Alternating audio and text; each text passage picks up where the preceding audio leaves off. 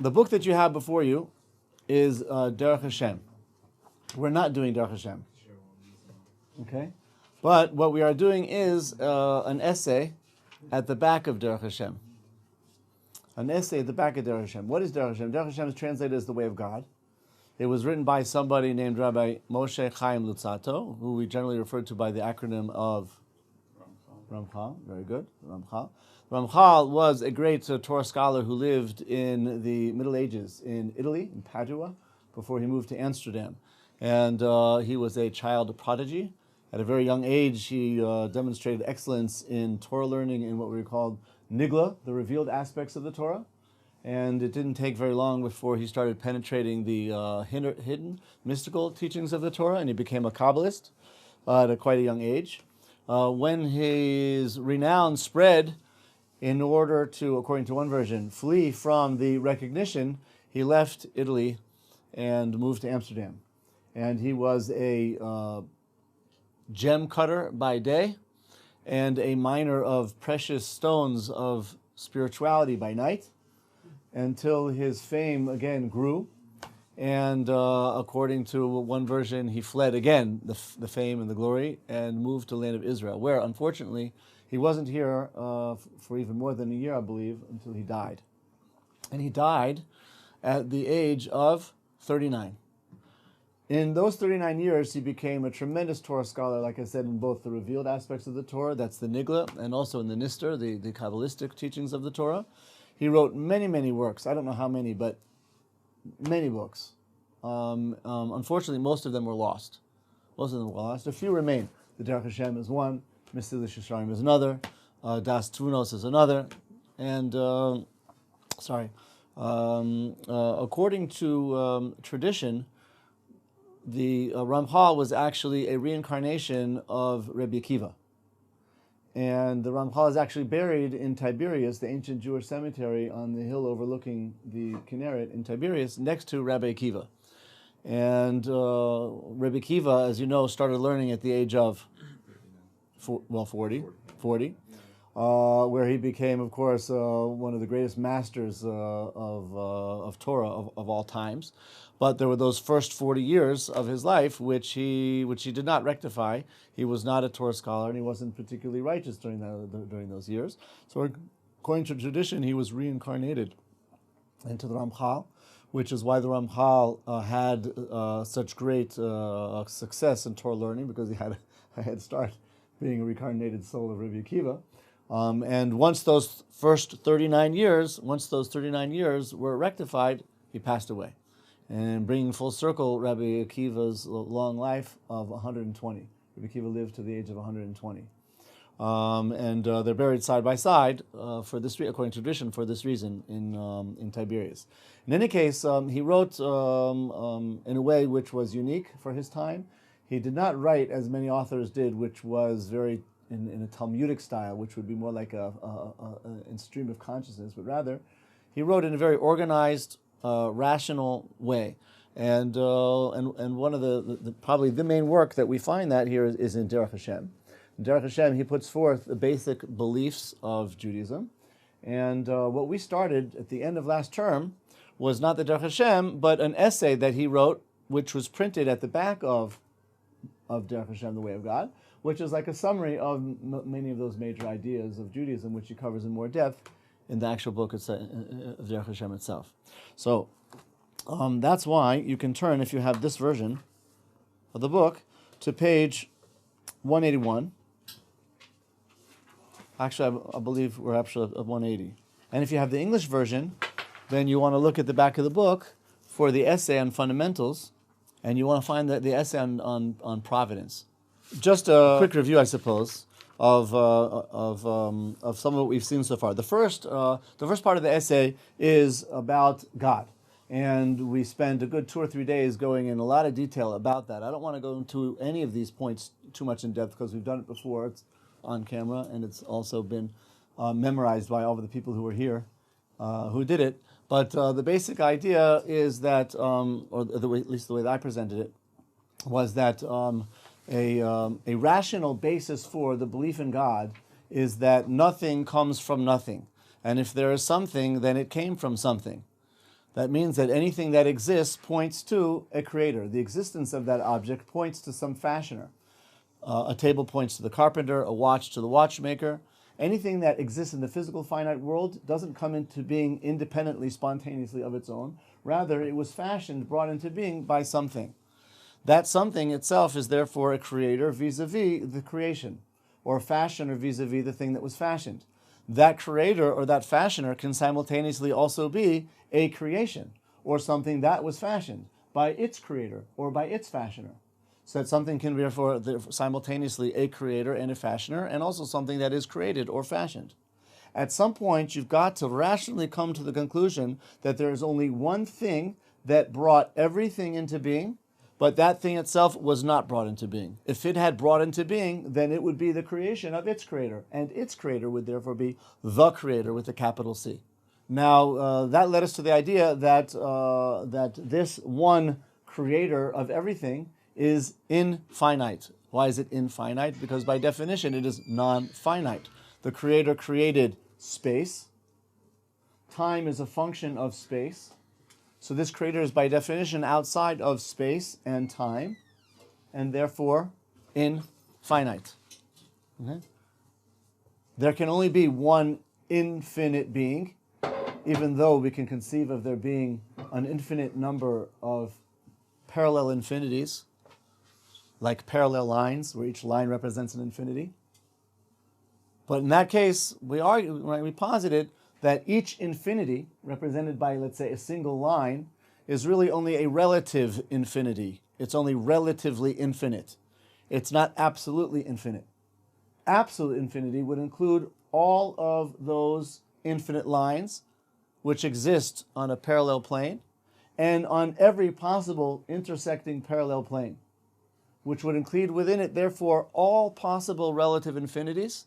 They would all be included in our concept of the absolutely infinite, and that's what we mean when we refer to by God. So what is the concept of the relative infinite? That would be things which are also creations of God, but infinite creations of God, as opposed to finite creations of God. Okay? So that God creates the physical finite world. God also creates a non-physical, non-finite, relatively infinite world full of creations, just like there's a myriad of creations in the physical world. And those creations would be things like souls, like angels, like demons, like forces. They're non-physical and therefore they're infinite. But they are creations of God and therefore they're not absolutely infinite. They're only parts within the absolute infinity of God. Okay? Only God can, and therefore there can only be one absolutely infinite being, and that's God. These are some of the ideas that we discussed about finding a rational basis for the belief in God. The next section was talking about the spiritual realm, having mentioned this idea that God is creator not only of the physical but of the non-physical. He goes into elaborates what the Jewish understanding is of the spiritual realm. That means the non-physical realm. And he spoke there, if you remember, about souls. He spoke there about angels. He spoke there about demons. He spoke there about forces. These are all things which are part of authentic Jewish belief, and touched on, maybe only in general terms, in the Talmud or in the Midrash. The Kabbalah elaborates on them in much greater detail in the Zohar and other such writings. And again, we won't go into so much detail now, but it discusses the quality of angels, the quality of demons, the quality of souls, the relationship between demons, souls, angels, the purpose for God's creating all of these things. This was kind of what we discussed in the second part of the essay.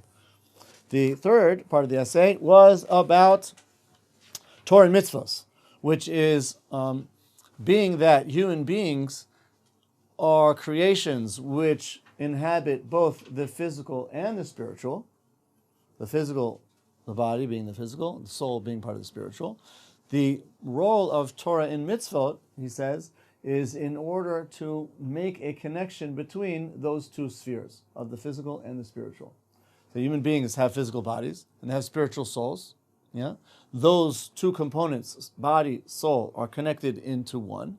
Human beings are therefore pivotally placed at the synapse, the juncture between the physical and the spiritual, and the way in which we make that connection and ensure that the connection is fluid so that the divine will, divine energy, divine bounty, divine blessing comes into the world, is through human beings being engaged in Torah study, which is the wisdom of God. And this would be therefore Torah and mitzvot. And we described how mitzvot means, in a literal level, command.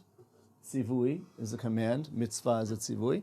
But it also is related, the Zohar says, to the word tzvat, or tzevet, which is a connector. So a mitzvah is a connector. A mitzvah is a way of connecting with God. And by making that connection with God, we're also connecting the physical to the spiritual. Connecting the spiritual to the physical enables this flux of divine energy to come down into the world. And that brings about bounty, blessing, happiness, harmony, right? And that's a very good thing. However, if people, let's say, deny the Torah, God forbid, or they're not involved in mitzvot, the opposite occurs. And there's occlusion. And there's like a, I don't know, what is it called in cardiology? You've got a little clot. Yeah. An aneurysm or something. Yeah, you get this like clot. An aneurysm. Yeah, maybe that's it. In any case, it's like type of a clot. And the blood flow is restricted, so that anything that is connected to that conduit is necessarily going to be deprived of its vital energy, of its vitality, of its energy, so forth and so on. And what you need to do in such a case is a little spiritual angioplasty. You just send that catheter up there with that little balloon, right? Or put in this, clear out the debris, put in the stent. Yeah, that's tshuva. Tshuva is going to clear out the debris, and then a person has to make some type of a structure within which he will be able to learn Torah and perform the mitzvahs properly, in order to ensure that spiritually oxygen-rich life force, fluid, that's the divine energy, is able to. So this is Torah. This would be Torah and mitzvah. So we discussed creation. We've discussed the spiritual realm. We've discussed mankind and his connection to creation through Torah and mitzvahs. That would be the third, if I believe I'm correct. Yeah. And then the fourth section of the essay is talking about reward. And there he elaborates on the Jewish concept of reward and punishment. Right? Reward for connecting, punishment for not connecting, where we tried to elaborate on the point that the Jewish concept of punishment is not punitive, which is how the English word sounds, punishment, but rather it's puritative. It's puritative. The purpose of onesh is not to punish for punishment's sake, but it's to purify. So that if a person has connected positively, the reward is not so much getting a reward like a lollipop for having done good, but it's experiencing a full, intense awareness of all of the goodness that the person has created. Okay? So it's not a reward that a person is given, but it's actually an experience that a person is given privilege, that a person is given privilege to enjoy. It's spiritual uplifting. Yeah, it's spiritually uplifting, but it's basically the bed the home the person made for himself, right? So if a person worked very hard in order to design a home and get the materials together and built it with his own hands and then he finally goes and inhabits that home, the pleasure that he has in inhabiting that home, would we describe that as reward? Not really. I mean, it would be a rewarding feeling, but it's not so much a reward. He's basically just got what he's made. Yeah? And that's what we're talking about reward here as well. Right? It's not that God kind of, oh, you're a good boy, here, take this lollipop. But rather you get to enjoy the full benefit of what you've actually created for yourself. And the true is in the opposite as well, right? In the negative. Spiritually speaking, God is not necessarily punishing a person saying, well, you messed up, you're going to get slapped. 1, 2, 3. But rather, you made your bed, right? Now you got to sleep in it. You messed up. You're going to have to now reckon with the negative energy that you've created. You're going to have to correct in some way the cause, the harm, that you've caused. And this would be the idea of punishment. Punishment is therefore a way of purifying the person of the impurity that he's tainted himself with through his own misactions. Okay, so this would be the concept of war and punishment, and he describes that it's talking about not only in the spiritual realm but in the physical realm as well. right? That a person is rewarded here in the physical world, yeah, for the good things that he does, and he's also punished here for the bad things that he does. We touched upon the idea about how, why is it that you see people who aren't particularly holy, pure, serene individuals have everything that's important in life, right? They've got money, they've got cars, they've got rocks, diamonds, and they've got women, anything you want, right? But when you look at all that they got, most people who have all of that stuff are not very happy. In fact, most people who have all of that stuff are living a spiral path towards self-destruction. And unfortunately, often they destroy not only themselves, but others as well. So you're going to see that the people who have things in life are not necessarily enjoying the good life. They might have the good life, but they're not enjoying the good life. On the contrary, you have plenty of people who don't have very much. They work very hard, right? We kind of illustrated the point. You might take an observant person, for example. He's not earning a lot of money. He doesn't have a lot of material comforts. He's got a lot of difficulty. Yeah? And if you can imagine that person like schlepping along his pekel, whatever that might be, yeah, and you stop the person, schlepping, dragging his pekel, his package, yeah, and you stop him like mid-schlep. What? How's that? Yeah, mid-schlep, yeah. And you say, are you happy? Yeah.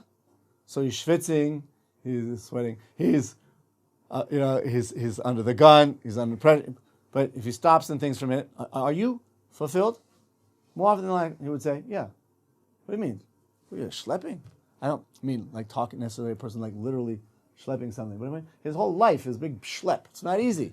Yeah? Just stop. All of that rigor that he's expending. Are you fulfilled? Most people would say, yeah. Oh, it's difficult. It's true, it's difficult, but I'm enjoying it. I'm enjoying the ride. Yeah? So I don't have much in life, but I'm enjoying it. And therefore, that kind of shows that there's a reward even in this world for the good things that a person does, because as far as Jews observing the Torah is concerned, it defines a lifestyle which might not be particularly easy. It's true. Right? It's not the easy life, but it is, generally speaking, the good life. Right? It's the good life. Yeah, what are you going to say? So we're punished in this world for something we do. That would be for an Aveira we've committed here. So once we've had the punishment, we're no longer liable for that. So should we be happy that we get punished here? Because obviously anything here can't be as bad as Gehenna. Yeah, it's a very good point you're mentioning. The Gemara says that a person who has an easy life should be worried. Yes. Why? You have 40 days without any problems, you should fast. Yeah.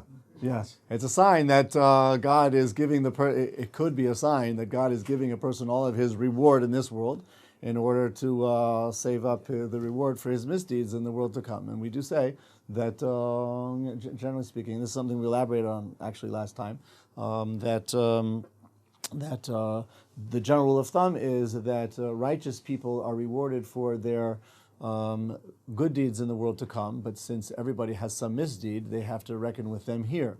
And that could be one of the explanations why righteous people suffer. They are rectifying their misdeeds here in order to have a full measure of their positive reward in the world to come, whereas for the wicked, it's the opposite. That they get rewarded for their good deeds here in order for them to enjoy the full measure of their misdeeds in the world to come. And this is kind of a dichotomy that needs explanation. It should be standard. If the world to come is a place for the spiritual reckoning, so whether you're righteous or not, that should be where spiritual reckoning takes place. And if this is the world where negative things are reckoned with, then it should be all done here. Why is there a converse? But we discussed that last time, and we're going to go into that point a little bit more thoroughly tomorrow. I don't know if you're going to be with us. What is your name again? So my big struggle is that I understand that the mitzvahs are supposed to lead one into the good life, but I have plenty of friends who are secular Israelis or Jews who don't necessarily do all of the mitzvahs. They seem to be living a fairly decent life. They're good people. They don't harm anyone. So, how do you reconcile their lifestyle, which is not so oriented to doing every single detail of mitzvah, but nonetheless, they seem to be doing fairly well for themselves. I can add something to add to that. Essentially, in this world, we're all on different levels, and we're constantly supposed to be growing. So, no matter if they're stuck a little bit, eventually they'll get onto the path where they're growing at a constant rate. Yeah, but he's also, the flip side of that would be, was, kind of based on the way I was setting up, is that if a person is not particularly on the path, then they're really probably not going to be guaranteed such a good life, right? That's what you're asking?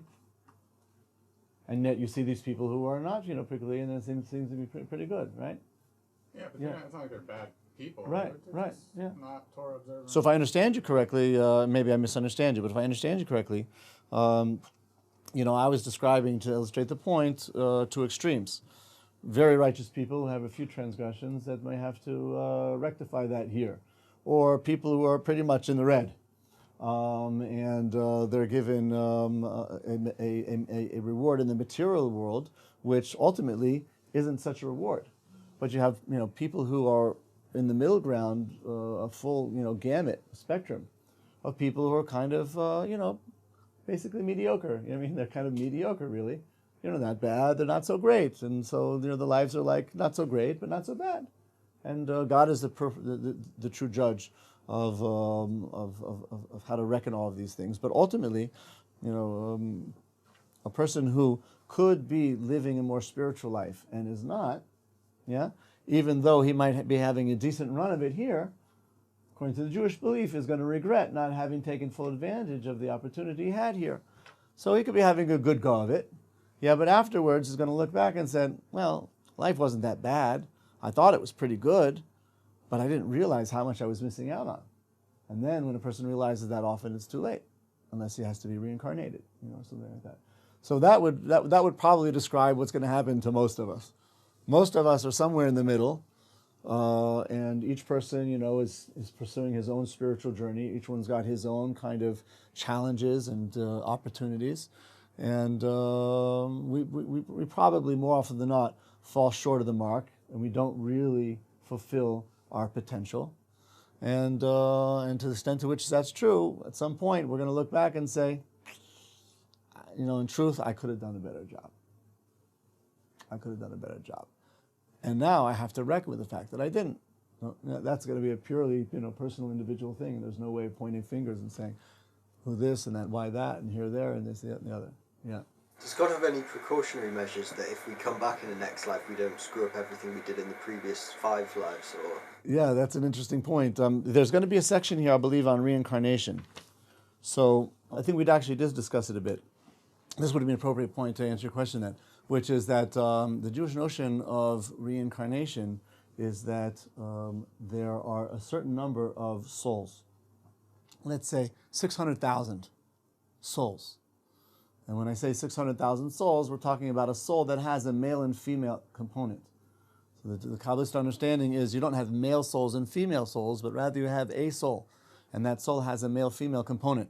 And it corresponds to the fact that man was created as one, with both a physical masculine and feminine dimension, which was separated into 2, becoming Adam and Eve. But that in truth, physically, mankind was one, both masculine and feminine, and that was a physical manifestation of the soul, which is one, with both a masculine and feminine component. And these 600,000 souls then, which have male-female components, results in 600,000 quote-unquote male souls or female souls.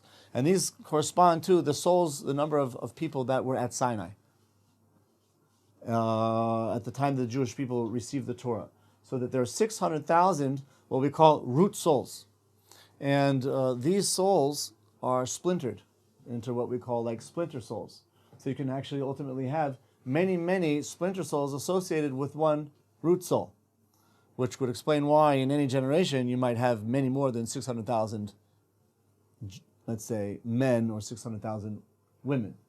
I skipped a point, which was that after Adam and Eve were separated into 2 physically different beings, connected nevertheless spiritually through the same soul, when God brings souls down into the world, he actually separates the soul into the male and female component, the male soul going into the body that that actually becomes manifested as a physical, right, male body, and the same thing with the woman. And the idea of a soulmate is the reunification of these two halves of soul. These two halves, click, they like reunite. But in any case, there are these 600,000 root souls, and any number of splinter souls. Each soul has 5 levels. Okay, each soul has 5 levels. In Hebrew, they're called nefesh, ruach, neshama, chaya, and yechidah. Yeah. The notion of reincarnation is basically as follows: is that the soul is brought down into the physical world, into a body, in order for, through free will, a person to live his life in the physical realm in a way where he connects the physical to the spiritual, the body to the soul, this world to godliness, through the performance of the mitzvot. If a person makes a good run of it, by the end of 120, he will have elevated and rectified through his free power of free will the spiritual world, the physical world into the spiritual, which then becomes his stepping stone into, right, the real reality, which is the spiritual realm. If a person doesn't quite make it, then there's more work to be done. One of the ways that work can be kind of accomplished, that leftover work can be accomplished, is through reincarnation. At that point, the soul would be reincarnated, reintroduced into a different body. Okay? However, at this point, if a person is reincarnated, he operates on each level of soul separately. So that if in the initial incarnation, I'm not saying reincarnation, but during the initial incarnation, the first time the soul comes into a body, a person perfects nefesh, ruach, neshama. He's perfected the levels of soul which are associated with this world. Chai and yechidah are then completed in the spiritual world. Okay? If a person doesn't do that, he doesn't accomplish that, then he is reincarnated first time around in order to work on nefesh, the lowest of the souls, that which is more affiliated with the physical aspect of human beings. When he perfects nefesh, what happens? He dies. Even if he's 24. He might be 57. He might be 93. Doesn't matter. The point is, when he has perfected nefesh, he no longer stays in this world. Why? Staying in this world would actually deprive the soul of its progress. The soul, if you asked it, would not want to be here any longer than it has to. Yeah? I've finished. Nefesh has been perfected. Let me out of here. I've done my time. Yeah? Goes into the spiritual realm. However, there's still ruach to work on. What happens? Reincarnation, this time working on ruach. What happens to nefesh in the meantime? And now I'm answering your question, even though I'm a bit long-winded. Yeah? Nefesh, which he has perfected, is preserved. And therefore it's not going to be damaged. Even if he comes back around with the purpose of working on ruach, and he messes up, nefesh is untainted. That's preserved for him. He might have to come back again and again and again and again and again to work on ruach. But the progress that he's made, at least in nefesh, once it's perfected, will not be harmed. So no matter how bad his nefesh gets, it's perfect now. Yes, if the person who comes back now he's perfected nefesh and he's reincarnated and he's working on ruach, it's true, he might even be doing things which generally harm the nefesh, but his nefesh has been perfected, it remains untainted. Does that go for all the 5 levels? Yes, it goes for all 3 levels. All 3, say. Yeah, so same thing for the first 3 levels. Then you have ruach, and then the same thing with the neshama. When a person perfects, again, for example, ruach, he dies. What do you mean by ruach exactly? Ruach is like wind. Yeah, okay, I didn't elaborate on the point, it's true. But you have these 3 levels, nefesh, ruach, and neshama. Nefesh is the lowest of the 5 levels of souls. Nefesh is a term that's referred to in the Torah as being associated with the blood. And therefore it's the part of our spiritual aspect, which is associated with the physical, carnal, even physiological bodily functions of an organism. And the nefesh therefore gives the person his physical life. It's Yeah. So is Gehenna where the top two are perfected?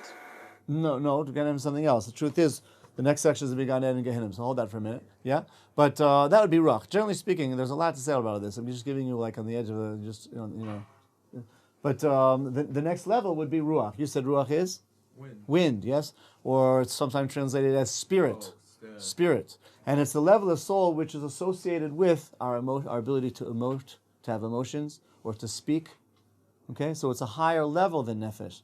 Nefesh is the blood, that's the body. Ruach energizes our ability to speak and to have emotions, which are things which other organisms aren't able to do. Other living things have a nefesh, but only human beings have a ruach.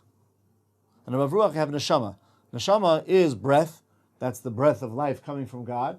And there are verses which associate that with intelligence. And therefore, the idea is that the level of neshama is what gives us human beings the unique ability to have intellect and to think. And therefore, these three levels of soul correspond to the plane of action, speech, and thought. Okay? Nefesh, ruach, neshama. Those three levels are the levels of soul which are associated more with this world, as opposed to chaya and yechidah, the highest of the five levels of soul. Those are much more supernal, much more elevated, much more transcendental, and therefore the primary realm for their expression is not in the physical world as we know it; it's in the spiritual realm. Adam, and before the sin, was able to incorporate even chaya and yechidah in this world, but after that tremendous mishap, creating a dichotomy between the physical and the spiritual, this world is no longer a sphere in which chaya and yechidah can be properly brought out into fruition. And any of the righteous individuals who tapped into those levels of soul, they perfected nefesh, perfected ruach, perfected neshama, and then started working on chaya, for example, passed over to the other side. You can't be here, generally speaking, and be working on chaya. This is not a place where chaya can be brought into fruition. And there are several examples of this, but one example is that of Elijah. Your name's Elijah, right? Eliyahu Navi. As many of you know, never actually died. He literally passed away. Yeah? He just passed on over to the other side. And how did it happen? How did it happen? A chariot of fire came and enveloped him, and he simply crystallized into the spiritual realm. What's that chariot of fire? That chariot of fire represents the power, the koyach of the level of neshama, which is chaya. And that vigorous, vital force of fire, which he tapped into once he started opening the gates into chaya, consumed him. He could no longer be here and there. You can't be here and tapping into chaya. If you want to tap into chaya, you've got to be there. And therefore, he didn't die a mortal death. Rather, he was elevated into the next plane alive because he was working on chaya. An exception to this was Moshe.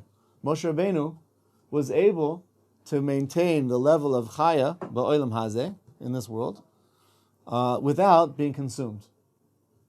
And that's what we mean, or that's what's meant by the fact that Moshe Rabbeinu had this fire, this light, emanating from his whole body, really, but specifically around his head. Yeah, he was like a spiritual transistor. Yeah, he was able to withhold that energy and not be burned by it, not be consumed by it, not be transported by it to the other realm. He was actually like a conductor. I don't know if I'm using the right terminology here, but yeah, he wasn't. He was like a conductor. He was able to maintain that energy in this world and withstand it,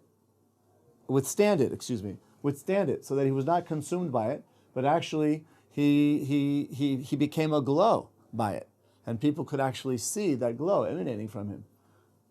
It wasn't a physical light per se, right? But it was a spiritual light that everybody has the eyes to see. And he was emanating in such an intense way that even ordinary people could see that spiritual light, that light of chaya that he was able to. But most people were consumed by it. and not only Elijah, but others as well.